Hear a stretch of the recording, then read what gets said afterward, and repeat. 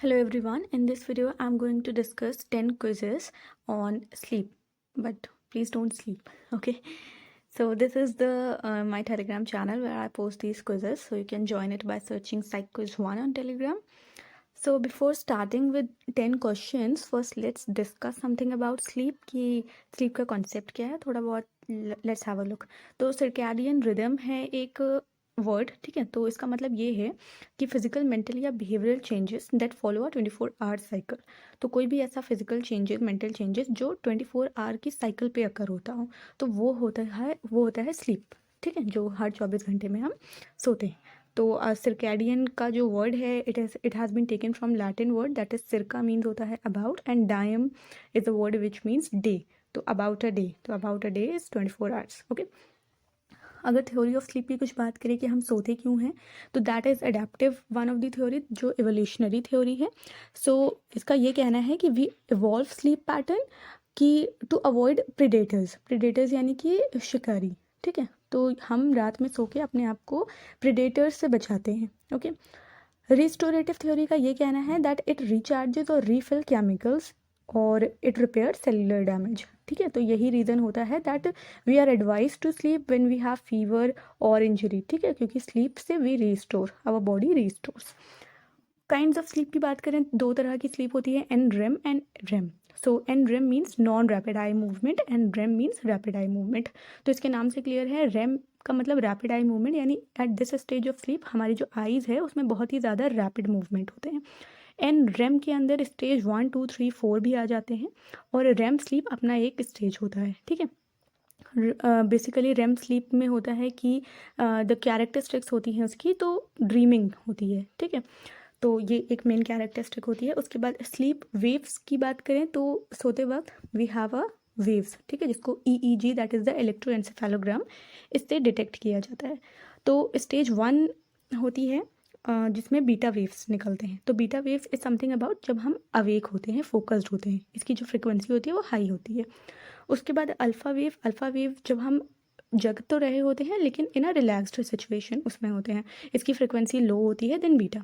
Theta waves क्या होती है, जो अर्ली स्टेज ऑफ स्लीप होती है, यानी कि जो स्टेज 1 होती है हमारी, उस टाइम पे थीटा वेव्स निकलती हैं, ठीक है. थीटा वेव्स जनरेट होती हैं, लाइट स्लीप होती है स्टेज 1 में, ठीक है.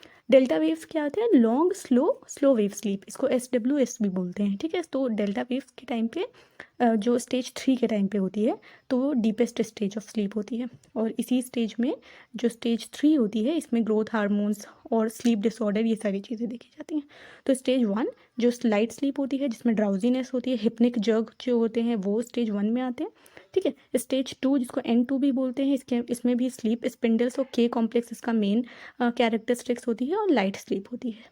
स्टेज 3 डेल्टा वेव्स यहाँ से इसमें होते हैं, और डीप स्लीप होता है, इसको स्लो वेव स्लीप भी बोलते हैं. जितने भी स्लीप डिसऑर्डर्स होते हैं वो इसमें होते हैं. तो कलेक्टिवली स्टेज 1, 2 एंड 3, ज़रूरी नहीं है 4 भी हो, स्टेज 1, 2, 3, 4 या स्टेज 1, 2, 3 जैसा भी है, तो वो एन रेम में आ जाता है, ठीक है. उसके बाद आता है हमारा stage R, that is the REM sleep.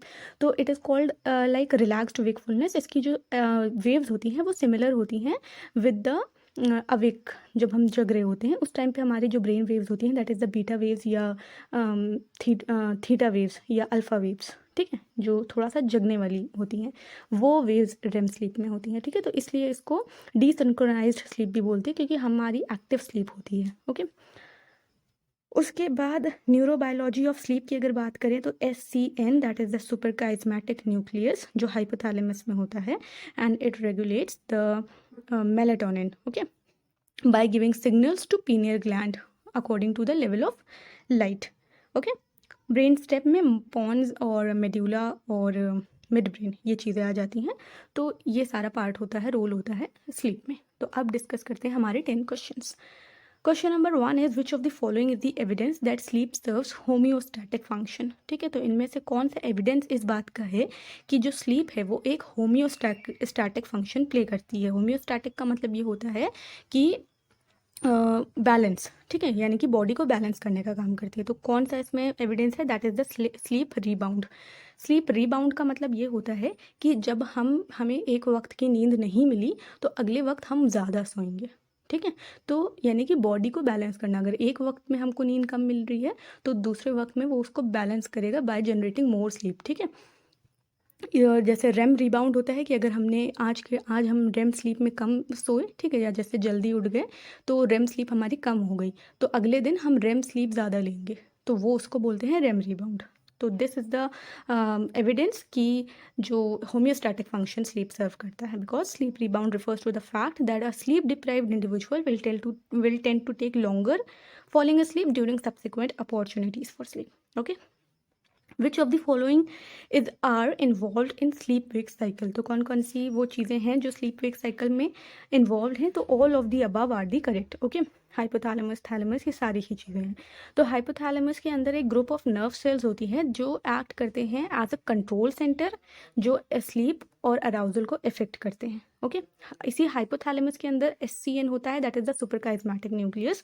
तो ये melatonin by giving instructions to pineal gland, light को डिटेक्ट करके पीनियल ग्लैंड को इंस्ट्रक्शंस देता है, and there how the pineal gland secrete melatonin. Okay, brain stem, that is the pons medulla mid brain, ये सारे भी इसमें रिस्पॉन्सिबल होते हैं by communicating with the hypothalamus. Okay, तो थैलेमस कैसे होता है, thalamus becomes quite letting you disconnect to external world, यानी कि जितनी भी सारी स्टेजेस ऑफ स्लीप होती हैं 1 2 3 4, उसके टाइम पे तो थैलेमस बहुत ही क्वाइट होता है, ठीक है, और हमें एक्सटर्नल वर्ल्ड से कट कर देता है। लेकिन जो ड्यूरिंग रेम स्लीप, इस टाइम पे जो थैलेमस होता है इट बिकम्स एक्टिव, और ये कॉर्टेक्स को सिग्नल भेजने लगता है, ठीक है, इमेजेस, साउंड या इस तरह की चीज़ें, और यही वजह होती है of our dreams during REM sleep. Okay, pineal gland is responsible for secreting melatonin and pituitary glands are secrete growth hormones, या जितने भी इस तरह के FSH और LH, ये सारे इंपॉर्टेंट जो भी रेगुलेटिंग फॉर रिप्रोडक्टिव सिस्टम, तो ये सारा काम होता है पिट्यूटरी ग्लैंड्स का।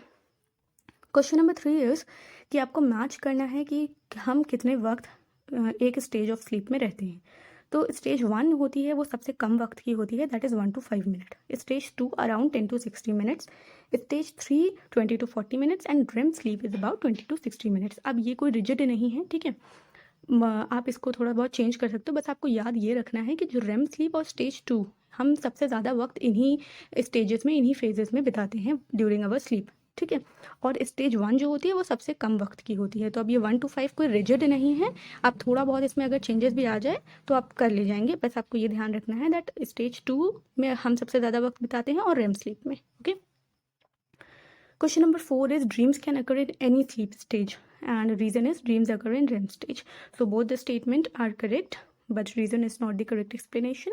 तो हमारी जो स्लीप होती है, ठीक है, हमारी जो ड्रीम्स होते हैं, तो वो एन रेम और रेम दोनों ही में ही हम ड्रीम्स देखते हैं। बस फ़र्क इतना हो जाता है कि जो एन रेम के में जो स्लीप आते हैं, ड्रीम्स आते हैं, वो डेली लाइफ से रिलेटेड होते हैं और वो हम ज़्यादा याद नहीं रखते हैं, ठीक है, और रेम स्लीप के अंदर जितने भी ड्रीम्स होते हैं वो सारे विविड होते हैं और हम मतलब उनको बाद में याद कर पाते हैं, ठीक है, तो ये डिफरेंस होता है। तो the purpose of this question was कि मुझे ये बताना था आपको कि एन रेम और रेम स्लीप दोनों के अंदर ही हम ड्रीम देखते हैं। Okay, question number 5 is which photo receptor helps blind people to sleep. तो as you know melatonin plays a very important role. तो मेलेटोनिन लाइट से कंट्रोल करता है कि लाइट के अकॉर्डिंग वो रिलीज होता है, एज द लाइट डिम्स तो मेलेटोनिन सिक्रीट। अब अगर जो लोग ब्लाइंड हैं तो उनके अंदर ये फिनोमेना किस तरह से काम करता है, कौन से फोटो रिसेप्टर्स हैं जो इसके लिए हेल्पफुल होते हैं, ठीक है। तो first of all you have to pay attention कि ये जो प्रोसेस होता है ये फोटो रिसेप्टर के थ्रू होता है, कि जो ब्लाइंड लोग होते हैं वो फोटो रिसेप्टर्स की हेल्प से मतलब ये अपने स्लीप वेक साइकिल को बैलेंस कर पाते हैं। ओके, तो the answer is melanopsin. Okay, now let's have a look.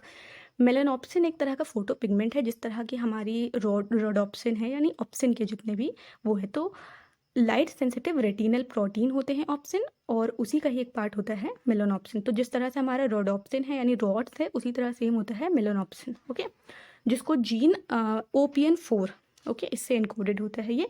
तो ह्यूमंस में जो मेलेनॉप्सिन होता है it is found in intrinsically photosensitive retinal ganglion cell, okay, जिसका शॉर्ट फॉर्म है IPRGC। Now IPRGC are photo receptor cell, ये photo receptor cell हैं, ठीक है, which are particularly sensitive to the absorption of short wave length.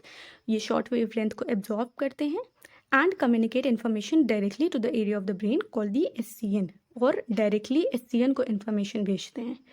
तो जो melanopsin होता है it plays an important non image forming role. Non image forming का मतलब है सबकॉन्शियस लेवल पे, सबकॉन्शियस साइट, ठीक है। तो यानी कि IPRGC sense the overall level of environmental illumination, ठीक है। यानी कि हम भले ही डायरेक्ट आंखों से नहीं देख रहे हैं, but subconsciously this melanopsin plays its role, और इट यानी कि ये जो चीज़ है ये रेगुलेट करती है मेलाटोनिन को, ओके।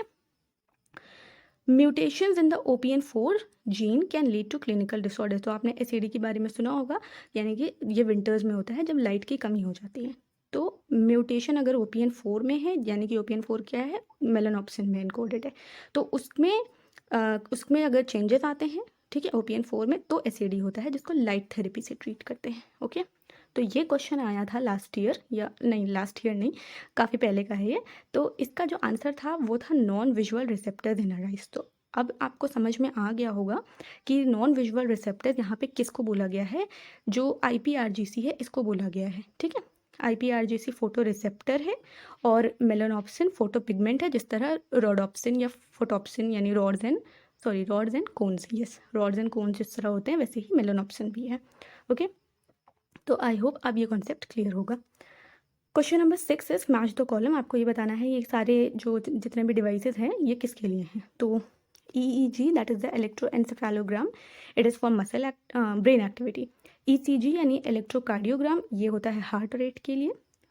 और EMG तो myogram that is the muscle activity, and EOG is oculogram that is for eye movement.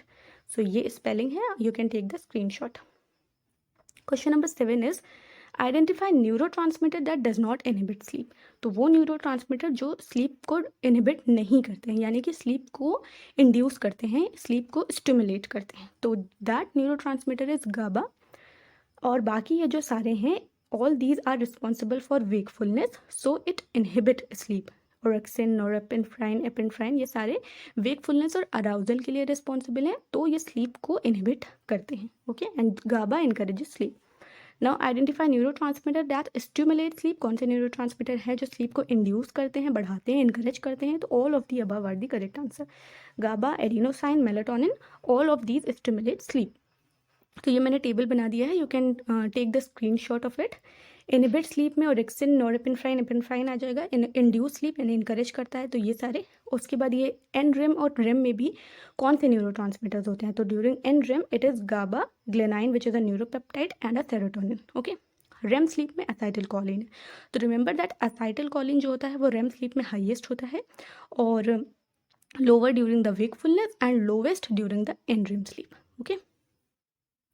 Question number 9 is night terror occurs in NREM while nightmares occurs in REM sleep. Okay, nightmares are frightening dreams that cause emotional distress. तो all the मतलब ये दोनों जो statement हैं, all these two statements are correct and reason is not the correct explanation of assertion. तो night terror और nightmare में difference क्या है, दैट नाइट टेरर जो होता है वो NREM स्लीप में आते हैं, नाइटमेयर REM स्लीप में आते हैं। नाइट टेरर जो होते हैं वो याद नहीं रहते हैं, नाइटमेयर्स याद रहते हैं, और the person can immediately talk about that dream. Night terror में अनेबल टू ब्रीथ, बोल नहीं पाते हैं, सांस नहीं ले पाते, ये सारी चीज़ें, और इधर उधर भागने लगते हैं। नाइटमेयर में इधर उधर भागते नहीं हैं और बात कर सकते हैं, ऐसा नहीं, ठीक है। तो ये दोनों डिफरेंस है नाइट टेरर और नाइटमेयर में। Question number 10 is identify sleep remedial measures. तो स्लीप के लिए जो रेमेडियल होते हैं वो कौन कौन से हैं। तो पैराडॉक्सिकल इंटरवेंशन करेक्ट है, स्लीप रिस्ट्रिक्शन थेरेपी है एक, इमेजरी रिहर्सल एंड रिलैक्सेशन। तो all the 4 are the correct, okay.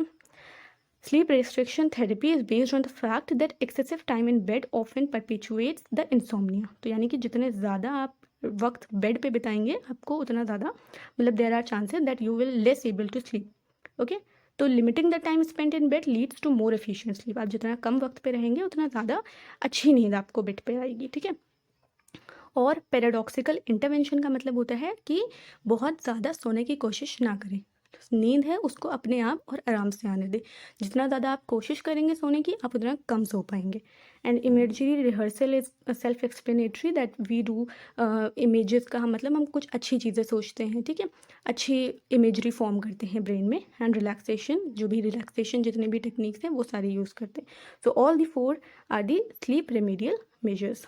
I hope this video is helpful. Thanks for watching. Have a good day ahead.